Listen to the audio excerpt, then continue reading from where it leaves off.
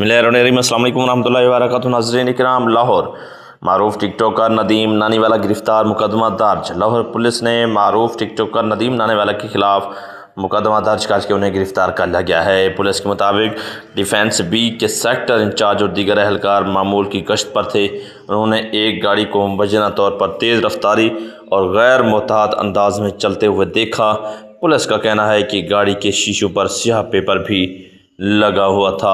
एहलकारों ने गाड़ी को रोकने का इशारा किया, ताहम ड्राइवर ने गाड़ी न रोकी और मुबैना तौर पर फरार होने की कोशिश की।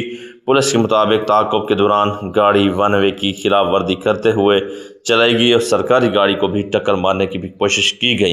पुलिस का कहना है कि ताक़ुब के बाद ड्राइवर अपनी रिहाइश का फेज़ 7 DHA लाहौर पहुंच गया, जहां गाड़ी घर के अंदर खड़ी करके गेट बंद कर दिया गया। पुलिस के मुताबिक मुलजिम ने ड्राइविंग लाइसेंस पेश नहीं किया और एहलकारों को मुबैना तौर पर धमकियाँ भी थी।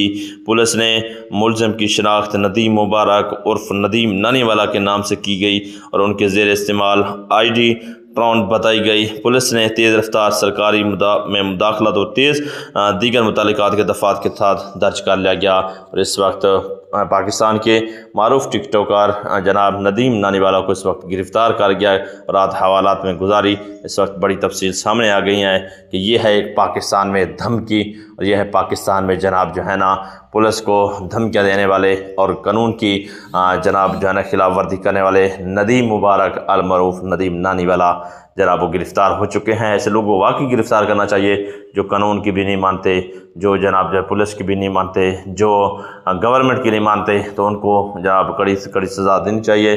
हम भी जनाब यही मुतालबा करते हैं, क्योंकि जनाब अगर वो हुकूमत की मान लेता, अगर इदारे की मान लेता, तो आज ये इनको ये दिन ना देखना पड़ता। तो नाज़रीन, ये इस बारे में आप क्या कहना चाहते हैं कमेंट सेक्शन के अंदर राय का ज़रूर इजहार करना। वीडियो अच्छी लगे चैनल को लाइक और सब्सक्राइब करना। वीडियो देखने बहुत शुक्रिया।